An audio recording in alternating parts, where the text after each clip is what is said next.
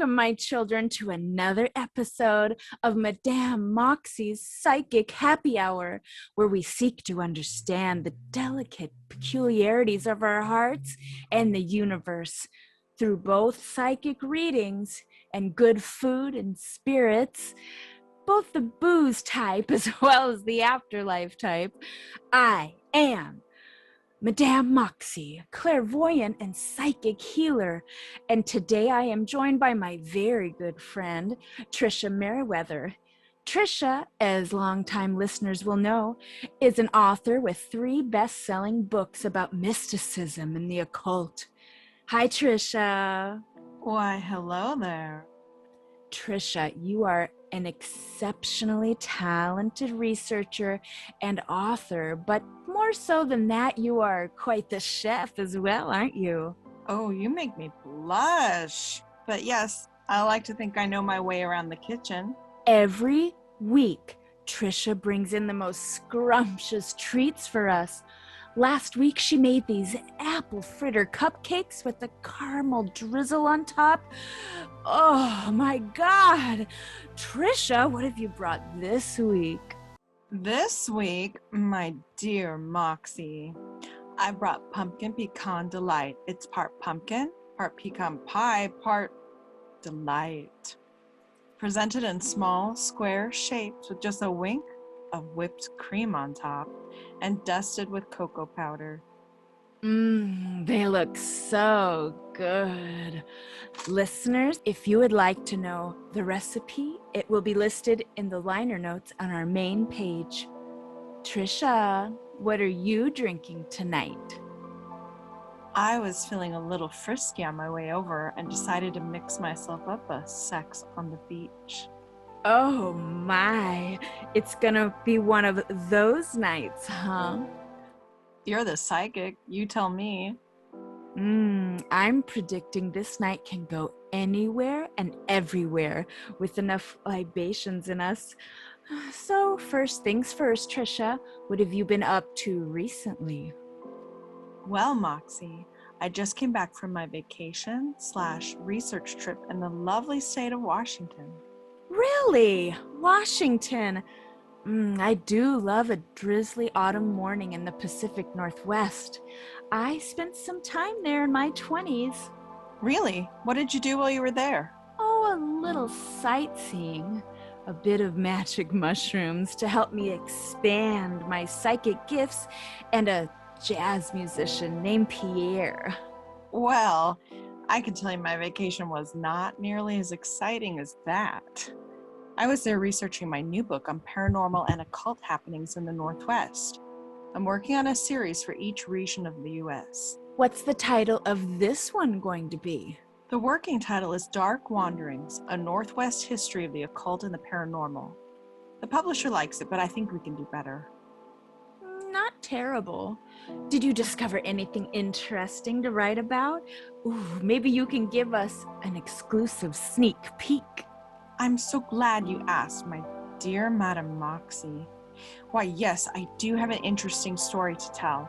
It takes place in Port Huron, Washington, a lovely little town, just a jaunty little ferry ride from Seattle. It has a tiny population of just 12,000 people in it. At the time of the story I'm about to tell, there were just a little over 3,000 living souls there. The time was late January 1921. The previous summer had been very productive for the fishermen in town, which was its main exporting commodity. On the edge of town by the docks was a modest-sized fish cannery. Those who didn't work there worked as lumberjacks inland, but at this time of year, little cutting was being done due to the harsh weather. Most in town had buckled down for the bleak winter months, but the cannery was still carrying on at full capacity, even though on this particular day the weather was extremely bad. The warm southern winds had worked their way northwest up the peninsula and moved at a ferocious pace. Oh, that reminds me. Try this pickled herring I brought. It turned out just fabulous, and it pairs perfectly with the gin and tonic. You are a wunderkind, my dear. Recipes in the liner notes, my beautiful audience. So anyway, The weather records from the time of day say that the winds were some of the strongest that the area had experienced in decades.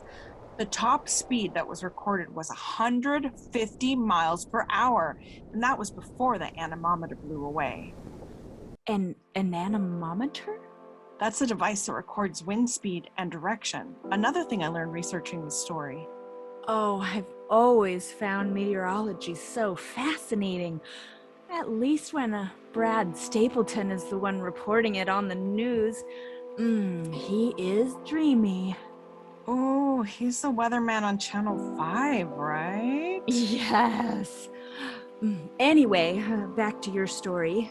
So, most people in Port Huron had boarded up their windows and brought their animals inside for safety. Jack Lindquist and his wife Henrietta had just put 2 of their children to bed for the evening. Jack was a tree faller, so he was out of work currently, and their eldest son, John Jr., was working a late shift at the cannery. Since Jack wasn't bringing any money in, John Jr. was working extra hours at the cannery to keep food on the table. Henrietta had begged John Jr. to stay home, but he insisted on working. By 8 o'clock that evening, the winds had already reached 80 miles per hour. Henrietta was scared the roof might blow away. And what about John Jr.? He was still at work, and she feared the waves would be too much for the docks. Jack had calmed her fears by stating that their house was built well and likely to last not just their lifetimes, but their children's, and maybe even longer, and the docks were as sturdy as could be. Why, the lumber they were made with he had felled himself. Yet still, the wind picked up consistently. The gales whipped around and over the house, but still Jack insisted everything would be fine. The evening wore on, and the couple kept awake regardless in case the storm truly did some damage. Later that evening, around 10 o'clock, Jack was sitting by the fire puffing on his pipe, and Henrietta was mending the holes in Jack's socks when they heard a knock at the door. Henrietta and Jack looked at each other in surprise. Who could be at their door at such a late hour and in this weather? John Jr. wasn't expected home for 2 more hours at least. Jack went to the door and before opening it spoke in a loud voice. "Who's here at such a late hour?" No sound came for a moment and Jack asked again. "Who is it?" After a moment, he heard the sound of his son, John Jr.'s voice say, "Father, it is your son, John." Jack swung the door open and his son, John, walked in. Jack struggled to close the door with the wind aggressively trying to steal it away from him. Finally, he was able to close and lock it. He looked back at his son, who was standing perfectly calm behind him. He asked John Jr., "How did you not get blown away while standing out there? The wind nearly took the door off its hinges." John Jr. didn't reply. He merely stood there in place looking forward at the hearth fire. "Johnny, are you all right?" his mother asked. After a moment of silence, she touched his shoulder and he looked down upon her. "I'm fine, Mother, just a bit cold, I suppose." Henrietta reached up and touched John Jr.'s forehead. "Why, you're as cold and as wet as the damp earth. You must eat something. Come stand by the fire." John Jr. replied, "No, I think I'd just like to see my little brother and sister, and then go to bed." Henrietta looked concerningly at Jack and back at her son. "He's fine, Henrietta. The boy's worked long and hard. If that's what he wishes, let him be," Jack said. Henrietta took the shawl from her shoulders and wrapped it over John Jr.'s. Then John walked into the back room and kissed his brother and sister on their foreheads and laid down in the bed next to theirs, still with the shawl around him. Jack and Henrietta followed suit and went to bed themselves. The next morning, Henrietta was in the kitchen preparing breakfast for the family. Jack was putting on his boots, and the 2 youngest children were sitting at the breakfast table. Henrietta asked Jack to wake up John Jr. for breakfast. Jack walked into the children's room, but John Jr. was not in his bed. He walked back out to the dining area and asked the two young ones if they knew where their brother was, but neither one knew of his whereabouts. In fact, they had no idea that he had ever come home that previous night. Jack reasoned that John Jr. must have left early to go into town. After breakfast, Jack was preparing to step outside to check on the condition of his home, hoping the storm had not done much damage, when suddenly there was a knock at the door. Jack answered it, and standing there was Herbert Oleman, the town constable. Herbert looked sullen and pained. "Herbert, what is it? You look awful. Has something happened?" Herbert replied, "Jack, it's the cannery. It was demolished last night in the storm. The wind and tidal waves bashed it to pieces. Most of the men were able to get out, but 5 didn't. John was one of the men that died." Jack said back to him, "That's absurd. John Jr. came home last night and slept well with his family." Herbert looked eerily at Jack, as though Jack had lost his mind. "Jack, I've seen the body myself. He's at the doc's office now." Jack told Henrietta to stay with the children, as he insisted on proving to Herbert what nonsense this was, also stating he would most likely run into John at the feed-in seed while he was in town. The whole ride into town, Jack angrily chided Herbert for causing his family undue distress. Once at the doctor's office, Jack was led into the back room where 5 bodies were laid under white sheets. Herbert removed one, revealing the body. Jack fell to his knees and cried. There was his son, John Jr., and cold and damp as the earth itself, with his mother's shawl wrapped around his shoulders. The constable explained that the cannery had given way to the barrage of wind and water around 10 o'clock the night before, around the same time that Jack and Henrietta had said he came home to them. The end. Ugh, my goodness. So sad. So sad. But such a good story. Thank you.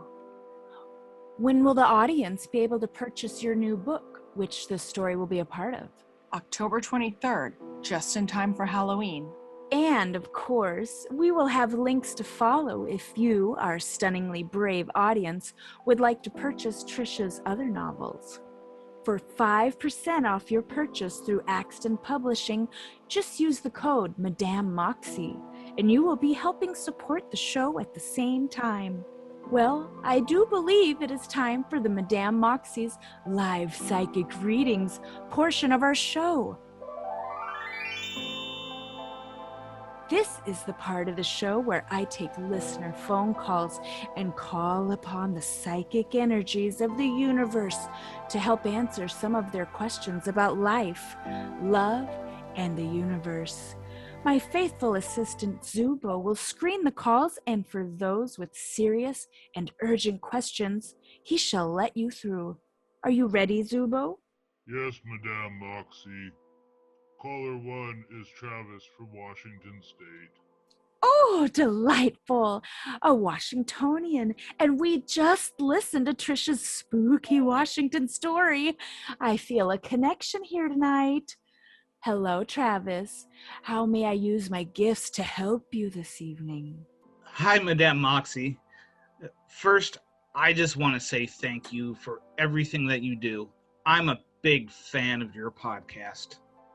Well, thank you, Travis. Thank you for listening. Now, please, what questions do you seek answers to?